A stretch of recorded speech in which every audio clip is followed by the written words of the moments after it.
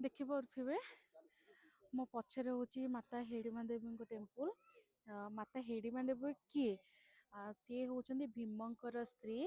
ଆଉ ଗୋଟେ ଟାଇମ୍ ଥିଲା ମାତା ଏଇ ଜାଗାରେ ମାନେ ମନାଲି ନଗରରେ ଶାସନ କରୁଥିଲେ। ଆଉ ମାତା ରାକ୍ଷସ କୂଳରୁ ଆସିଥିଲେ। ତ ତାଙ୍କର ଇଚ୍ଛା ଥିଲା ତାଙ୍କ ଭାଇ ହିଡ଼ିମ୍କୁ ଯିଏ ଯୁଦ୍ଧରେ ହରେଇବ ମାତା ତାଙ୍କୁ ବିବାହ କରିବେ। କୌଣସି କାରଣବଶତଃ ପଞ୍ଚୁପାଣ୍ଡବ ମାନେ ଏଇ ଜାଗାକୁ ଆସିଥିଲେ। ଆଉ ହିଡ଼ିମ୍ ସହିତ ଭୀମଙ୍କର ବହୁତ ଘମାଘଟ ଯୁଦ୍ଧ ହେଇଥିଲା, ଯୋଉଥିରେ କି ଭୀମ ହିଡ଼ିମ୍କୁ ହରେଇ ଦେଇଥିଲେ। ଆଉ ମାଙ୍କ କଥା ଅନୁସାରେ ମାତା ଭୀମଙ୍କୁ ବିବାହ କରିଥିଲେ। ଆଉ ତାଙ୍କର ଗୋଟେ ପୁତ୍ର ସନ୍ତାନ ବି ହେଇଥିଲା, ଯାହାଙ୍କ ନାଁ ହେଉଛି ଘଟୋତ୍କଚ। ସିଏ ବି ଏଠି ପୂଜା ପାଆନ୍ତି। ଆଉ ଯେତେବେଳେ ପଞ୍ଚୁପାଣ୍ଡବ ଏଇଠୁ ଯାଇଥିଲେ, ମାନେ ଭୀମ ଯାଇଥିଲେ ଏରି, ମା ତାଙ୍କୁ ମାନେ ମା ପୁରା ଏକୁଟିଆ ହେଇଯାଇଥିଲେ। ଆଉ ସିଏ ଏଇ ଜାଗାରେ ତପସ୍ୟା କରିଥିଲେ।